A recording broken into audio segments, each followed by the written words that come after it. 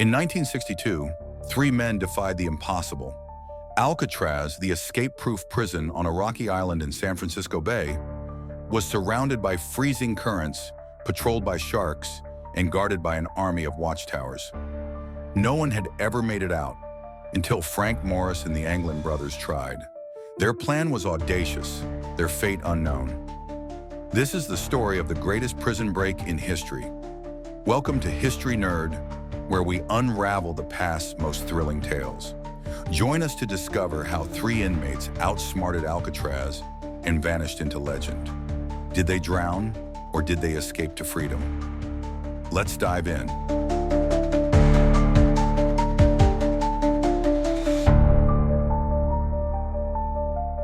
Alcatraz Federal Penitentiary sat on a barren island in San Francisco Bay, a mile and a half from shore. Nicknamed The Rock, it was designed to hold America's most notorious criminals: Al Capone, Machine Gun Kelly, Robert Stroud, the Birdman. Its defenses were unmatched.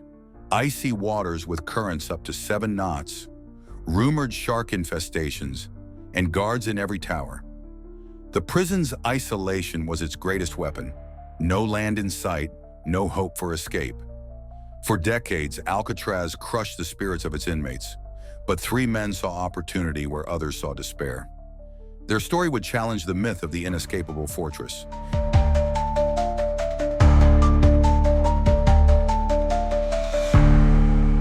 Frank Morris, John Anglin, and Clarence Anglin weren't ordinary prisoners. Morris, with an IQ of 133, was a genius escape artist, having broken out of multiple prisons. John, the elder Anglin brother, was a skilled swimmer, honed by years in icy waters. Clarence, his younger brother, matched John's aquatic prowess. Together, they formed a trio of cunning and determination. A fourth man, Alan West, joined their plot but would later be left behind. These men weren't just inmates. They were rebels against the system, ready to risk everything to outwit Alcatraz's formidable defenses. The escape wasn't a reckless impulse. Frank Morris, the mastermind, spent over a year crafting a plan of breathtaking ingenuity. With Alan West's help, the group devised a multi-step strategy: dig through their cell walls, create decoys to fool guards, build a raft for the bay, and find an exit to the roof. Every detail was calculated, every risk weighed. The men worked in secret, their determination fueled by the dream of freedom. This wasn't just an escape. It was a masterpiece of human resilience and cunning, born in the shadows of Alcatraz's concrete cells.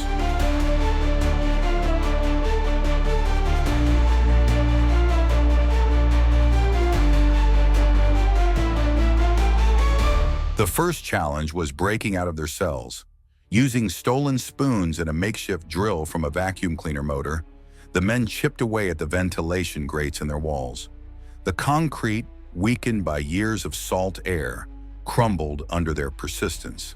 They worked during happy hour at 9:30 p.m., when music played across the prison, masking the noise of their digging. Over months, they carved holes large enough to crawl through, leading to an unguarded utility corridor behind their cells. Each scrape brought them closer to freedom, but the risk of discovery loomed.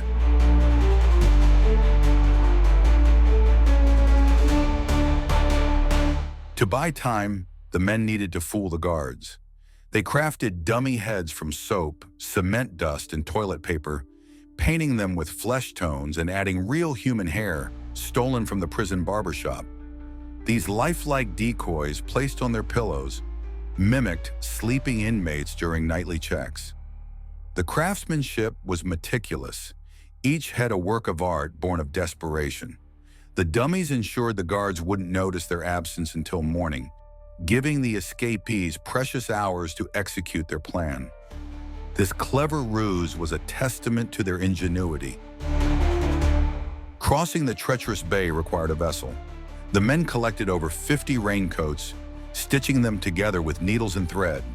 They sealed the seams using steam from the prison's pipes, creating a waterproof raft and life vests. The raft was inflatable, designed to carry 3 men across the mile-and-a-half stretch to Angel Island. Every stitch was a gamble, every seam a hope for survival. The raft was their lifeline, a fragile shield against the bay's freezing, churning waters. Their resourcefulness turned scraps into a chance at freedom. The men discovered a ventilation shaft in the utility corridor that led to the prison roof. Using a wrench crafted from a bed frame clasp, they unscrewed the shaft's cover, revealing a narrow passage. The climb was perilous, 30 feet up rusty pipes in near darkness. One slip could mean injury or discovery. But the shaft was their gateway to the outside, a secret path past Alcatraz's guards and walls. This discovery was the linchpin of their plan, turning a desperate dream into a tangible possibility.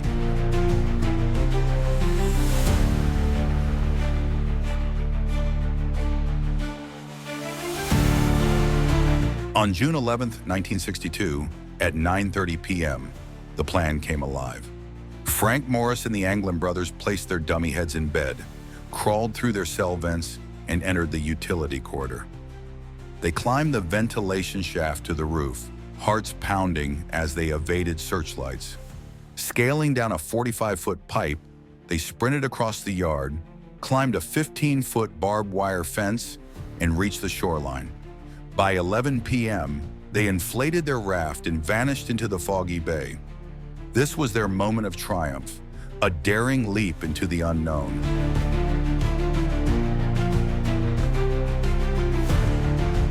His ventilation hole was too small, and by the time he widened it, the others were gone. Stranded in the corridor, West returned to his cell, later confessing the plan to guards. His failure was a bitter twist, part of the team but left behind. West's story added a layer of tragedy to the escape, a reminder of how close the plan came to unraveling. Yet his absence didn't stop the trio from launching their raft into the night. At 7:15 a.m. on June 12th, guards discovered the dummy heads during morning checks. Alcatraz erupted into chaos. Sirens blared, and wardens scrambled to understand how 3 inmates had vanished. The decoys, so convincing in the dim light, had bought the escapees nearly 8 hours. The prison's reputation as escape-proof was shattered, and the world watched as the greatest prison break unfolded. The guards' shock was palpable. This was a humiliation Alcatraz would never live down. The FBI, U.S. Marshals, and Coast Guard launched a massive search. Helicopters buzzed over the bay, boats scoured the shores, and agents combed San Francisco. The escapees had vanished, but clues soon emerged. A homemade paddle near Angel Island, a waterproof bag with family photos, and a life vest with bite marks. Each find fueled the hunt, but deepened the mystery. The authorities were desperate to recapture the men and salvage Alcatraz's reputation, but the trail was growing cold.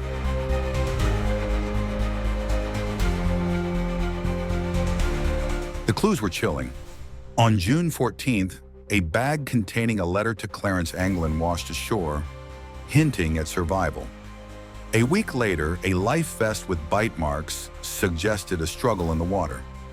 In July, a Norwegian ship reported a body in a prison uniform 20 miles off the Golden Gate Bridge, but it was never recovered. These fragments painted a picture of desperation, but no bodies surfaced, a rarity in the bay, where currents typically return the drowned. The clues kept hope alive that the men had made it. In 1979, after 17 years, the FBI closed the case, declaring Frank Morris and the Anglin brothers presumed drowned. The official report cited the bay's deadly currents and lack of confirmed sightings, but the absence of bodies gnawed at investigators. San Francisco Bay's waters usually yield corpses within days, yet none were found.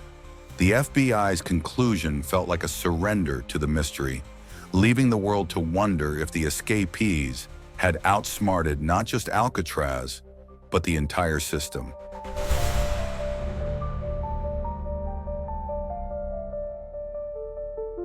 One theory holds that the men drowned. The bay's currents, reaching 7 knots, could have swept them out to sea. The water, a frigid 50 degrees Fahrenheit, could induce hypothermia within minutes. Without navigation, their raft might have capsized, leaving them at the mercy of the Pacific. Yet this theory falters. No bodies were recovered, and the Anglin's swimming skills were formidable. The lack of physical evidence fuels doubt, keeping the drowning theory as just one piece of the puzzle.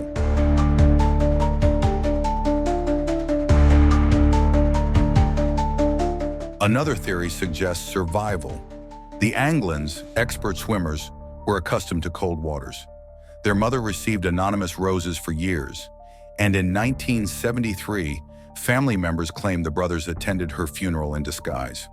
A 2015 photo showed 2 men in Brazil resembling the Anglins, and a 2018 letter, allegedly from John Anglin, claimed they survived, though Frank Morris died in 2005.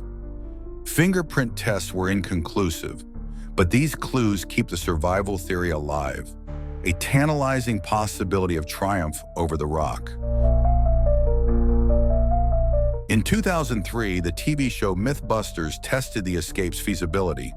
Using raincoats, they built a raft identical to the escapees and paddled from Alcatraz to shore. Against all odds, they succeeded, reaching land in under an hour. Their verdict? The escape was 100% possible. This experiment reignited public fascination, proving the plan's brilliance. The Mythbusters' success lent credibility to the survival theory, suggesting the trio could have navigated the bay and vanished into history. The escape shattered Alcatraz's myth of invincibility. Just a year later, in March 1963, the prison closed, its high costs and aging infrastructure no longer justified. The escape exposed vulnerabilities, undermining the prison's purpose. Alcatraz became a relic, its cells empty, its legacy tied to the 3 men who dared to challenge it. Today it's a tourist site, but the 1962 escape remains its defining story, a testament to human defiance against overwhelming odds.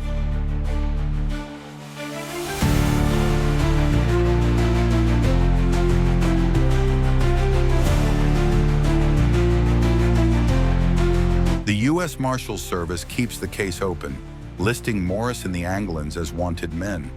If alive, they'd be in their 90s, but the Marshals won't close the case until they're proven dead or reach 99. Photos of the men, aged artificially, circulate in hopes of a sighting. The Marshals' persistence reflects the escape's enduring grip on the public imagination, a mystery that refuses to fade, even 6 decades later. The Alcatraz escape captured the world's imagination, inspiring films like Escape from Alcatraz and countless documentaries. It's a story of underdogs defying an oppressive system, a real-life heist that resonates with dreamers and rebels. Books, TV shows, and podcasts revisit the tale, each adding to the legend. The escape's mystery, did they live or die, keeps it alive, a puzzle that invites every generation to speculate and wonder.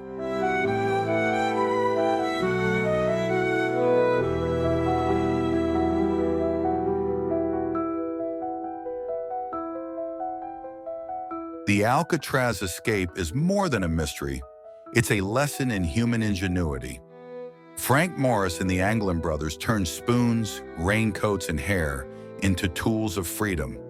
Their plan, executed under impossible conditions, shows the power of determination and creativity. Whether they survived or perished, their defiance of the rock inspires us to challenge barriers and question what's deemed impossible. Their story is a call to think boldly, even in the darkest moments. Did Frank Morris and the Anglin brothers drown in the bay, or did they slip away to new lives? The clues, a paddle, a life vest, a letter, offer no answers, only questions. The Alcatraz escape remains one of history's great unsolved mysteries, a tale of courage, cunning, and ambiguity. Thanks for joining History Nerd on this thrilling journey. Subscribe, share, and tell us. Did they make it? Let's keep the mystery alive.